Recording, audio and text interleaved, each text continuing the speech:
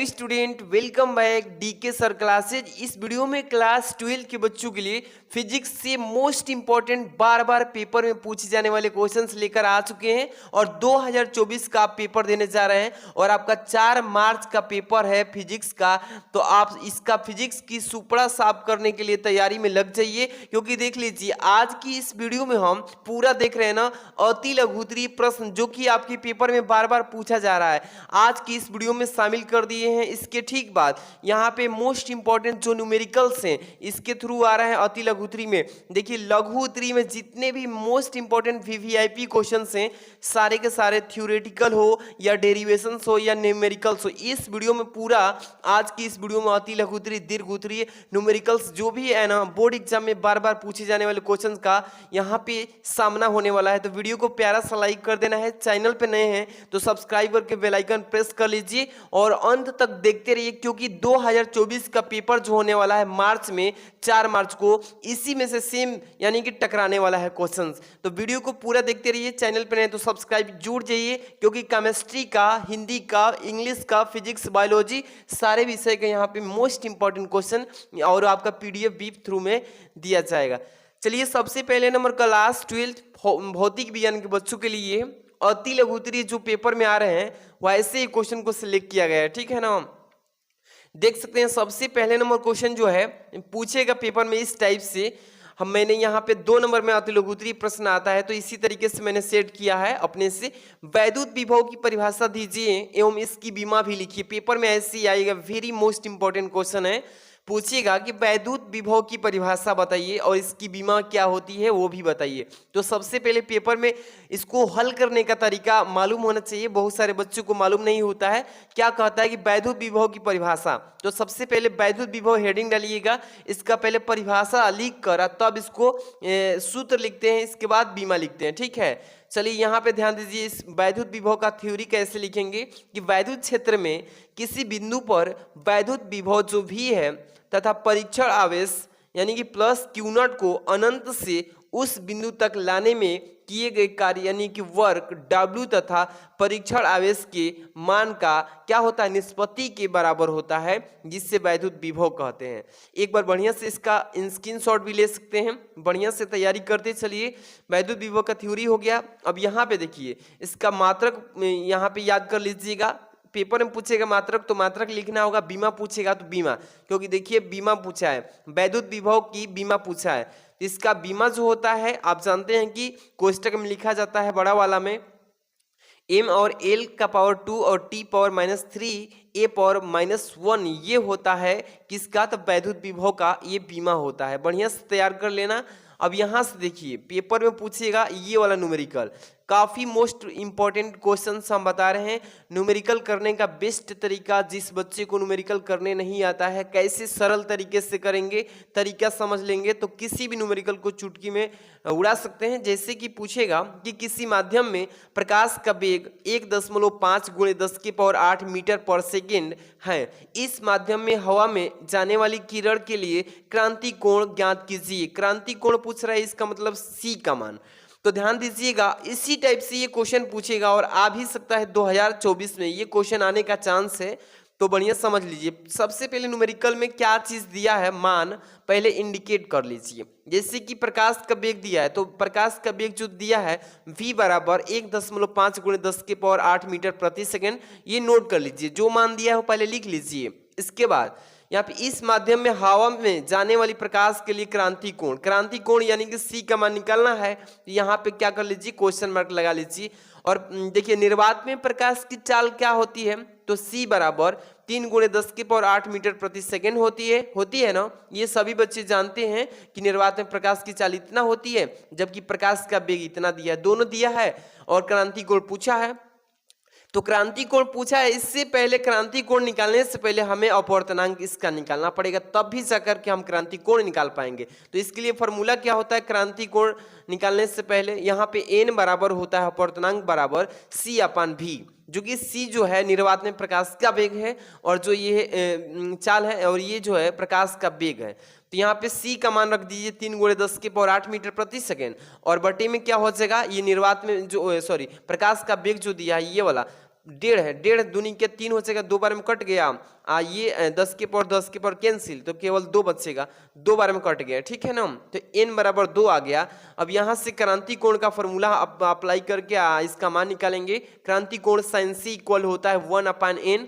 तो देखिए यहाँ पे साइन सी बराबर लिख देंगे 1/2, क्योंकि 1/n का मान कितना है तो 2 है, तो 1/2 हो जाएगा। वी नो दैट, हम जानते हैं कि साइन सी यानी कि कोण सी का मान निकालना है, तो कितने अंश का साइन सी का कितने अंश का मान 1/2 होता है, तो साइन 30 अंश का मान जो होता है 1/2 के बराबर होता है। इसलिए 1/2 की जगह पे हम क्या लिख सकते हैं 30 अंश लिख सकते हैं, इसलिए सी का मान कितना आ गया 30 अंश। इस तरीके से आपको बोर्ड एग्जाम में सॉल्व करके आना है कॉपी को, और इसी तरीके से ये न्यूमेरिकल आएगा, बढ़िया से इसको रट के जाना है। एक एक न्यूमेरिकल्स आपके लिए बहुत इंपॉर्टेंट लिख कर रहे हैं। और ये देख रहे हैं ना, इसके बाद अगला न्यूमेरिकल देख रहे हैं क्या पूछा गया। इसमें पूछा है मान लीजिए कि अगला प्रश्न कि एम्पियर का परिपथीय नियम क्या है, इसको बताइए। ये पेपर में थ्योरी पूछेगा कि एम्पियर का परिपथीय नियम क्या होता है, इसको बताइए, ठीक है। चलिए ध्यान दीजिए, सबसे पहले इसको लिखेंगे किसी बंद वक्र के परितः, क्या लिखेंगे किसी बंद वक्र के परितः चुंबकीय क्षेत्र, क्या लिखेंगे चुंबकीय क्षेत्र की तीव्रता का रेखा समाकलन जो होता है उस बंद वक्र द्वारा घिरे क्षेत्रफल में से गुजरने वाली वैद्युत धारा यानी कि म्यू0 गुना होता है, जिसे एम्पियर का परिपथीय नियम कहते हैं। इसका मतलब क्या होता है, जैसे कि देखिए यहाँ पे रेखा समाकलन यानी कि इंटीग्रेशन सी, देखिए vector b into vector d l equal to होता है यानी कि म्यू0 इंटू आई इतना के बराबर होता है, जिसे एम्पियर का परिपथीय नियम कहते हैं। अब इसके बाद अगला यहाँ पे न्यूमेरिकल देखिए, जो कि very very most important numerical होने वाला है। देख रहे हैं ना यहाँ पे कि यहाँ पे लिखा है कि यानी कि 1 सेंटीमीटर स्क्वायर क्षेत्रफल के धारा लूप में 2 एम्पियर धारा प्रवाहित हो रही है। यहाँ पे देखिए क्षेत्रफल दिया है 1 सेंटीमीटर स्क्वायर, जबकि यहाँ पे धारा कितनी है तो 2 एम्पियर बह रही है, तो दो चीज का मान दे दिया है। तो उत्पन्न चुंबकीय द्विध्रुव आघूर्ण का मान ज्ञात कीजिए, यानी कि द्विध्रुव गुण आघूर्ण का मान निकालना है, जो कि आईएमपी क्वेश्चन है। इसको सबसे पहले मैंने बताया है कि न्यूमेरिकल को कैसे सॉल्व करना है। सबसे पहले यानी क्षेत्रफल एरिया बराबर दिया है 1 सेंटीमीटर स्क्वायर, तो वी नो दैट, हम जानते हैं यहाँ पे जो क्षेत्रफल दिया है ये सेंटीमीटर में दिया है, किस चीज में सेंटीमीटर में दिया है, और जबकि धारा जो दिया है ये 2 एम्पियर दिया है, ठीक है। दोनों का मान लिख लेंगे। और जबकि चुंबकीय द्विध्रुव आघूर्ण का मान पूछा है, तो इसके लिए सूत्र होता है m बराबर i इंटू ए। m बराबर क्या होता है i इंटू ए होता है। अब यहाँ पे हम लोग क्या करना है, ध्यान दीजिए, ये सेंटीमीटर में है तो इसको चेंज कर लीजिएगा, तो ये 2 हो जाएगा, ये यानी i इंटू ए 2 हो जाएगा i की जगह, और ए की जगह 1 गुणे 10 के पावर यहाँ पे -4 कर लेंगे, इसको चेंज कर लेंगे मीटर में, तो ठीक है। अब यहाँ पे 2 गुणे कर लेंगे तो 2 गुणे 10 के power -4 ampere into metre square हो जाएगा, ये इसका आंसर आ जाएगा। इसी तरीके से पेपर में आए तो कर लेना, ठीक है। अगला प्रश्न यहाँ पे पूछ रहा है, देखिए थ्योरेटिकल क्वेश्चन है, बढ़िया से पढ़ के जाइएगा। देखिए यहाँ पे कि लेंस की क्षमता से क्या तात्पर्य है, यानी कि पूछेगा पेपर में कि लेंस की क्षमता की परिभाषा बताइए, तो क्या बताना है, और पूछ रहा है इसका मात्रक भी क्या होता है ये भी बताइए। तो बढ़िया से तैयार करके जाना। सबसे पहले लेंस की क्षमता का हेडिंग डालिएगा, इसके बाद लिखिएगा कि लेंस की क्षमता उसकी मीटर में नापी गई फोकस दूरी की व्युत्क्रम के बराबर होती है, यानी कि एफ जो होता है उसके व्युत्क्रम के बराबर होता है, जिसे लेंस की क्षमता कहते हैं, ठीक है। इसका मात्रक जो होता है डायोप्टर होता है, इसको डायोप्टर भी लिख सकते हैं या कैपिटल डी से भी इंडिकेट कर सकते हैं लेंस की क्षमता का मात्रक को, ठीक है। अगला प्रश्न जो स्टार्ट होने वाला है आप देख सकते हैं, लघु उत्तरीय प्रश्न, ठीक है ना। अति लघु खत्म हो गया, लघु उत्तरीय स्टार्ट होने वाला है, देख सकते हैं। यहां से प्रश्न एक मतलब कि 3 का क, यहाँ पे लघु उत्तरीय पूछेगा पेपर में, ऐसे ही पूछेगा कि एक प्रत्यावर्ती धारा परिपथ में विभवांतर का वर्ग माध्य मूल मान ज्ञात कीजिए। मान दिया है 100√2 वोल्ट है, ज्ञात कीजिए कि विभवांतर का शिखर मान, और दूसरा हम पूछा है कि पूरे चक्र के लिए विभवांतर का औसत मान। इसी क्वेश्चन में 2 प्रश्न पूछ दिया है, ठीक है। इसी प्रश्न में 2 प्रश्न पूछा है कि एक प्रत्यावर्ती धारा परिपथ में विभवांतर का जो वर्ग माध्य मूल माध्य जो है 100√2 वोल्ट है, जबकि ज्ञात करना है पहले विभवांतर का शिखर मान और दूसरे में पूरे चक्र के लिए विभवांतर का औसत मान। सबसे पहले विभवांतर का शिखर मान यहाँ पे समझ लीजिए कैसे निकालेंगे, दिख रहा है ना हल पहला का। यहाँ पे VRMS निकालना है विभवांतर का शिखर मान, तो ये देखिए इसका मान दिया है पहले से, यहाँ पे VRMS का मान 100√2 दिया है ना, इतना लिख लीजिएगा। और इसके लिए हमें फार्मूला होता है विभवांतर का शिखर मान का फार्मूला VRMS बराबर होता है V0/√2। इसी फार्मूले के तहत हम यहाँ पे विभवांतर का शिखर मान निकालेंगे, ठीक है। यहाँ पे करेंगे क्या, V0 का मान निकालना है तो V0 बराबर कर देंगे ये त्रिय गुणा हो जाएगा 2√VRMS, तो 2 गुणे हो जाएगा VRMS।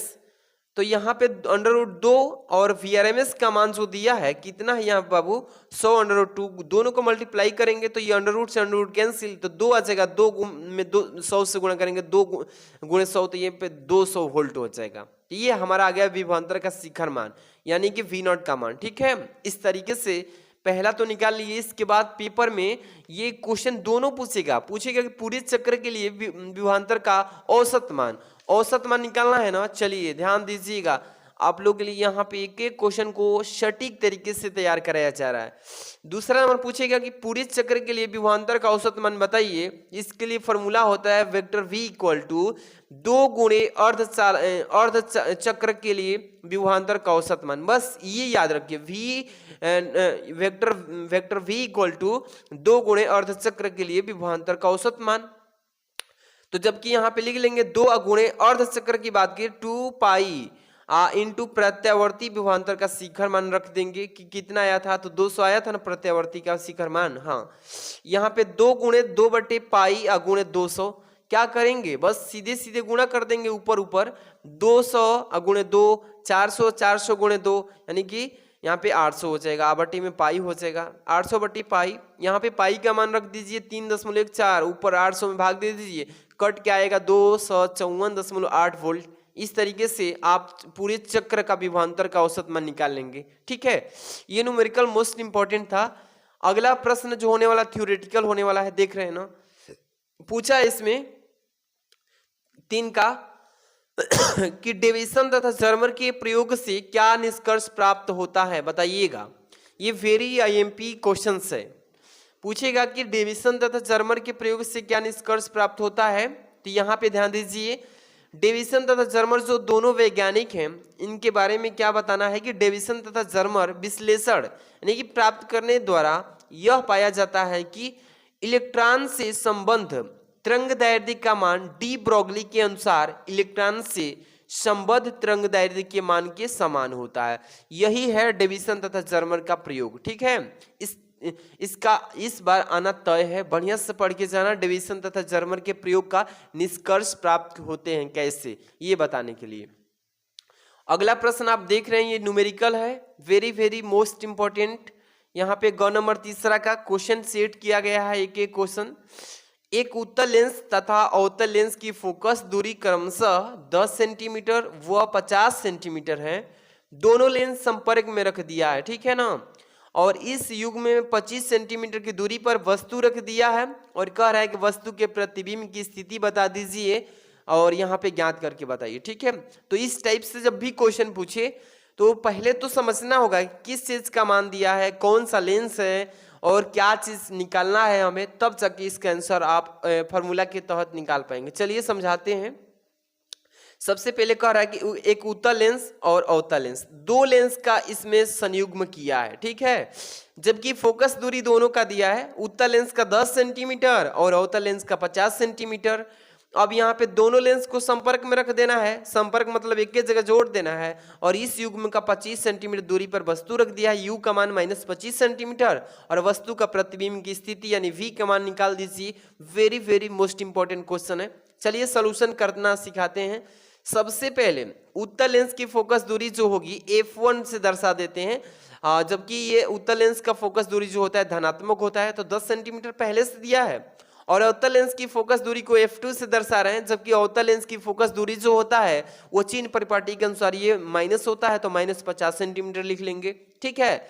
यहाँ पे u बराबर वस्तु की दूरी जो है -25 सेंटीमीटर पहले से यहाँ पे दिया है, ठीक है, तो लिख लेंगे। अब बात रही क्या, हमें पहले नंबर तो इसका संयुक्त फोकस दूरी निकालेंगे। दो फोकस दूरी दिया है ना, F1 F2, ये दोनों लेंस का है, तो इसको दोनों को पहले जोड़ेंगे। संयुक्त फोकस दूरी निकालने के लिए फॉर्मूला होता है, तब जाके V का मान हम लोग निकालेंगे लास्ट में, ठीक है। संयुक्त लेंस की फोकस दूरी 1/f इक्वल होता है, यहाँ पे फॉर्मूला ध्यान दीजिए, 1/f equal 1/f1 plus 1/f2 equal to, यहाँ पे मान पुटअप कीजिए। 1/f इक्वल टू क्या करेंगे बाबू, 1/f1 का मान 1/10 रखेंगे ना यहाँ से, आप प्लस सूत्र के अनुसार, और यहाँ पे F2 का मान माइनस का 50 सेंटीमीटर, तो 1/, और माइनस 50 सेंटीमीटर। अब सीधे सीधे इसको कोष्टक वाला को हल कर लेते हैं, ध्यान दीजिएगा। यहाँ पे 1/f बराबर कर लीजिए, ये प्लस में जब माइनस से मल्टीप्लाई करते हैं तो ये माइनस चिन्ह आ जाता है, तो 1/10 माइनस 1/50, ठीक है। तो ये दोनों का एलसीएम लीजिए तो 50 आएगा, तो 5 - 1, ये देख ही रहे, सिंपल सा यहाँ पे इंटरेस्ट है, यहाँ पे कर लेंगे, 4/50 आ जाएगा। अब इसको सरल कर लीजिए, सरल मतलब कटा करके, तो 1/f बराबर 2/25। अब जहां भी 1/f का मान आएगा वहां 2/25 लिख लेंगे ना, सिंपल तरीके से। अब लगाएंगे लेंस का सूत्र, किसका, लेंस का फॉर्मूला क्या होता है, ध्यान दीजिएगा, 1/f equal to 1/v minus 1/u।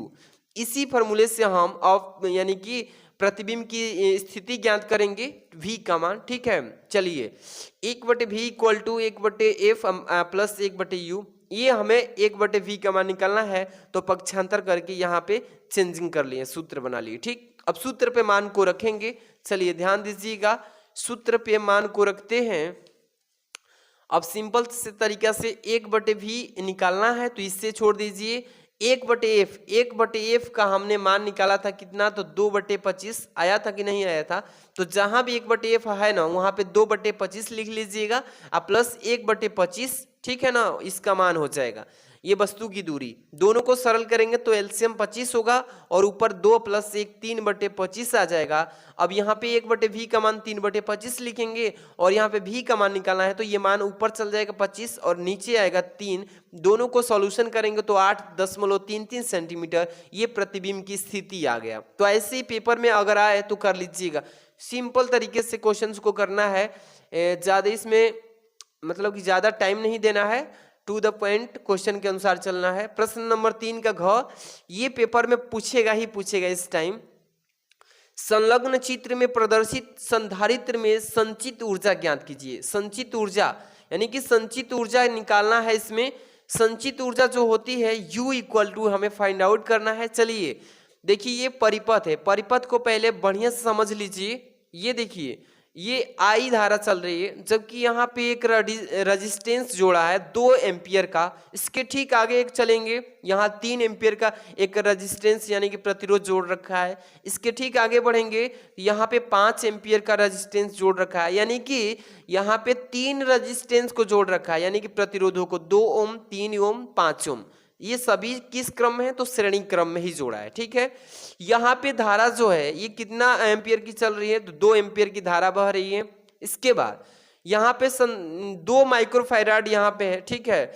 इसमें सबसे पहले हमें क्या निकालना है, तो यहाँ पे बोला है कि संचित ऊर्जा, तो सबसे पहले यहाँ पे R का मान निकाल लेते हैं। इसके बाद I दिया ही है, ठीक है, इसके बाद माइक्रोफैराड में दिया है। चलिए सबसे पहले हल करेंगे इसको कि संधारित्र के सिरों के बीच का विभवांतर जो है, सूत्र होता है V equal to I into R, ठीक है। इसी फॉर्मूले से इसको मान फाइंड आउट करेंगे। सबसे पहले हमें R का मान निकालना है, तो क्या करेंगे, आप फिगर के माध्यम से चलेंगे। ये 2 ओम, 3 ओम, 5 ओम, ये किस क्रम में जोड़ा है, तो ये आपको देखने को मिल रहा है कि श्रेणी क्रम में। तो 2 ओम प्लस 3 ओम प्लस 5 ओम कितने हुआ, 10 ओम।